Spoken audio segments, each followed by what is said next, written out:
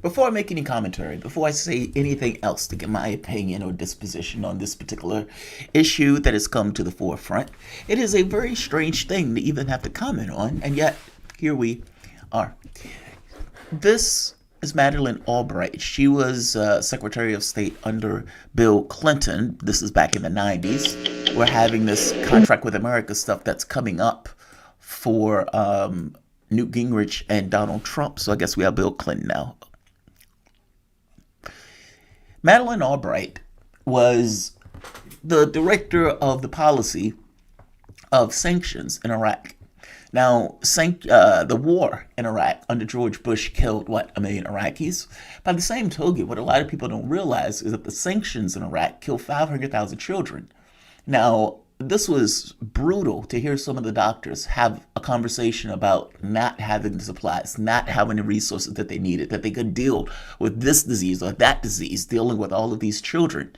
And yet, Madeleine Albright and her sanctions, they didn't have them. Now, it's one thing to put through a policy. It's one thing to have unforeseen consequences of that policy. And it's another thing to be a human being and be able to look at what you've done in regards to your works, your thinking, the policies that you've put through, and to be able to come to an assessment of whether or not the physical matter reality outcome of those policies were right, were good, were adequate, were acceptable. What about Madeleine Albright? 500,000 kids dying. And keep in mind, this is in a context of having a war in Iraq. Meaning that if the sanctions did their job, meaning after all those 500,000 kids had lost their lives, if the sanctions did their job after those kids died, why did we have a war? So not only did you kill 500,000 kids with a policy that you pushed through, we still had a war on top of that. And so when you look back and say, hey, when we killed those 500,000 kids with those policies, was that a good idea? Was that a good thing to do? Mainstream media doesn't necessarily hit on stuff like this, and yet this was so egregious, even 60 Minutes noticed. Heard that 500,000 children have died. I mean, that's more children than died when in Hiroshima. And you know, is the price worth it? I think this is a very hard choice, but we think the price is worth it. All right, Madeleine Albright, we think the price is worth it. This is, again, after knowing 500,000 kids have died in the process. This is the same Madeleine Albright having a conversation with a woman named Anna Kasparian. Anna Kasparian works at a show called The Young Turks. Now, you can think of the name of the Young Turks, and it will immediately, if you know your history, take you back to the Armenian genocide, and that the group that took over power were called the Young Turks. But putting that to the side for the moment, going to this notion that these guys called themselves home of the progressives. Home of the progressives. This is where the buck stops. This is where lefties come to get their talking points or whatever. How weird is it that a person who bills themselves as home of the progressives ends up in this situation?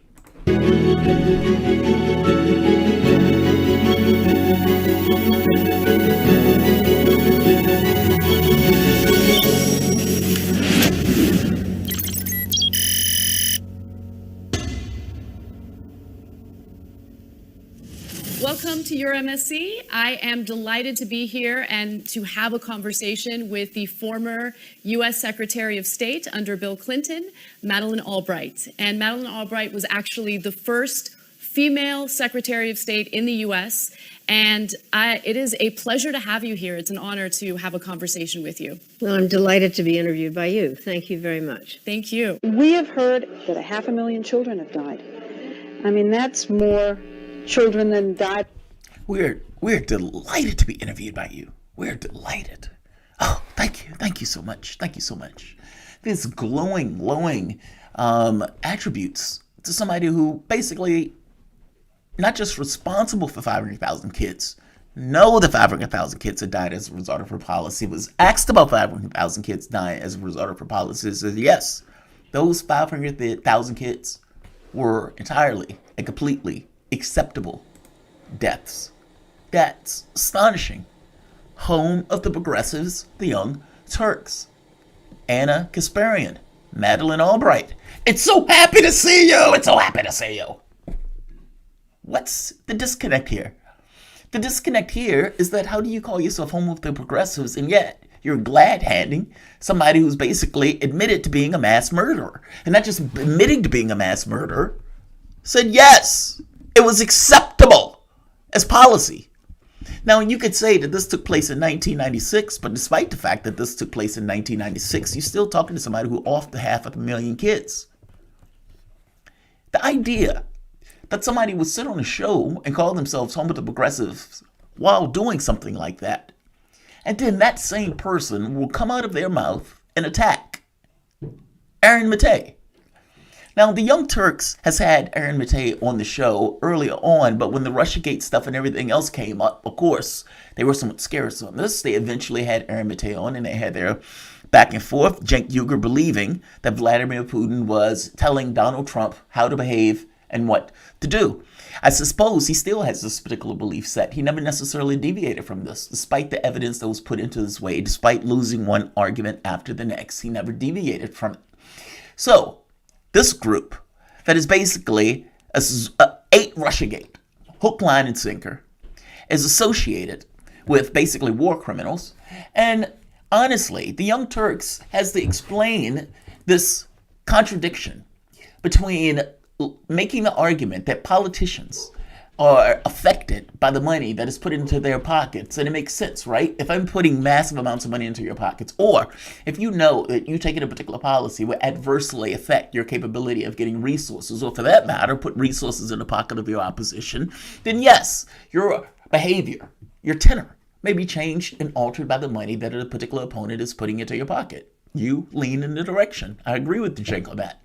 But how can Cenk take that particular perspective, but then take this alternate perspective that the money that a Democratic contributor is putting into his pocket doesn't affect the tenor of his content at all? It just so happens that they end up being MSNBC light, just in the way that they go about things. And not just MSNBC light. I don't even see where the light comes in. If you think about it, is there really that much of a deviation between TYT and MSNBC, short of maybe somebody might say a little bit more aggressive what they may say on MSNBC? Less so. These guys have decided to go after one Aaron Matei, Buzzsaw, independent journalist.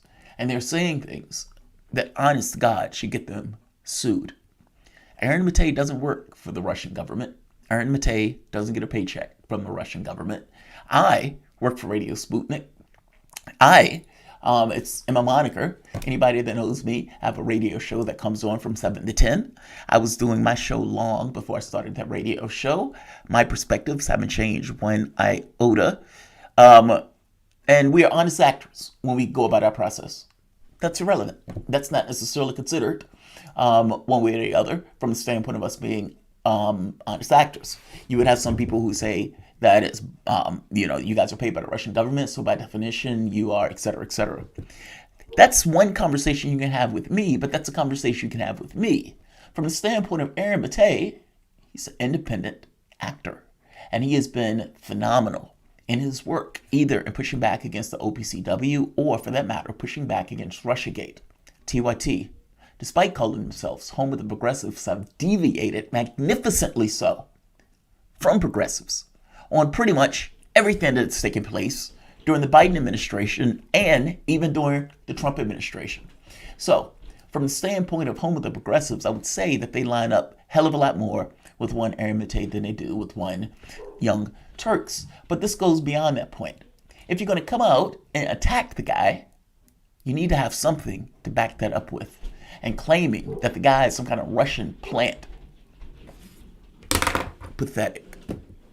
Welcome to the soapbox.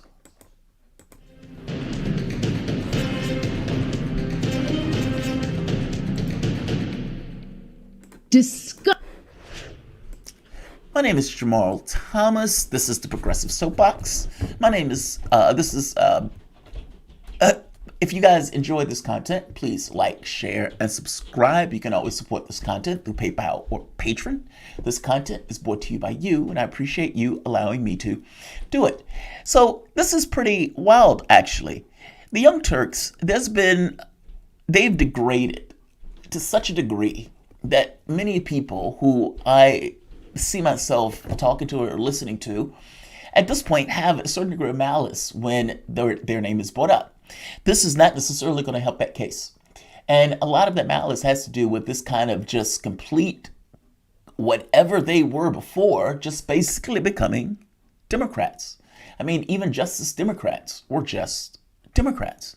Take a look at this clip where they have the temerity, if you want to call it, to go after Aaron Matei, but not necessarily the decency to be accurate in what they're saying. Let's play the clip.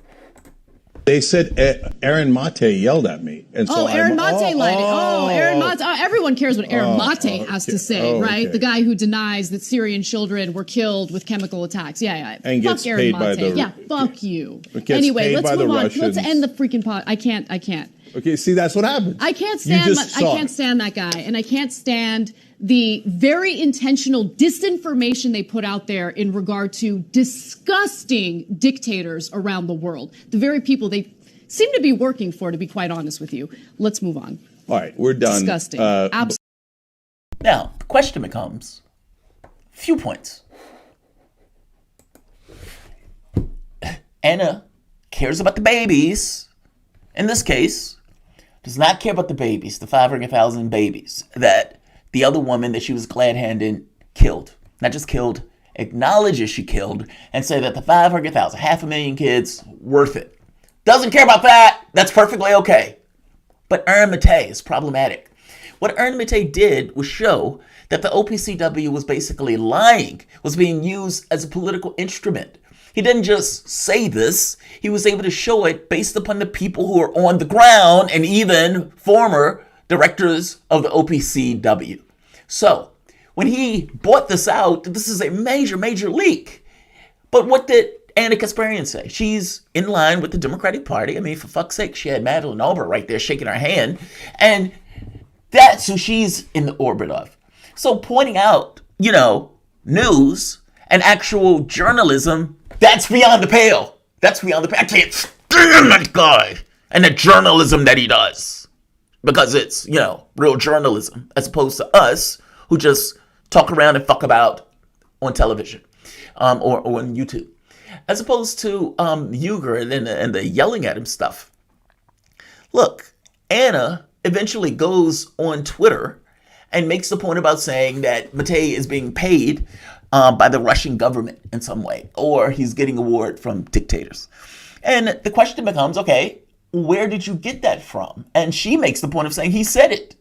Okay, then it is up to you to show it. It's up to you to show it. I don't think that's true.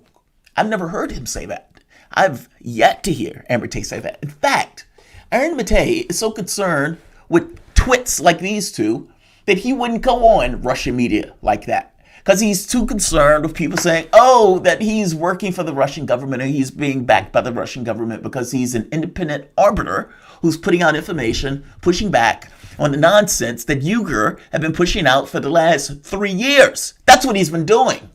So instead of doing his job, Uyghur is out here going after a man who's actually doing his job.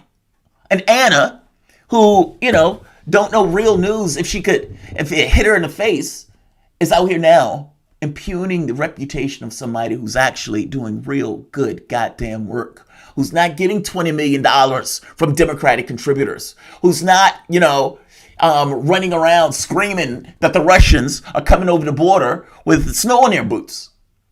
He's not doing that. He's doing real news. He's doing real work. And he, unlike you all, has been unimpugned by, let's say, the surroundings around him and the people who are putting money and dollars in his pocket. He's doing real work. And I, honest to God, hope he sues the shit out of you for saying some stupid shit like this. Like, share, and of course, subscribe. Thanks all.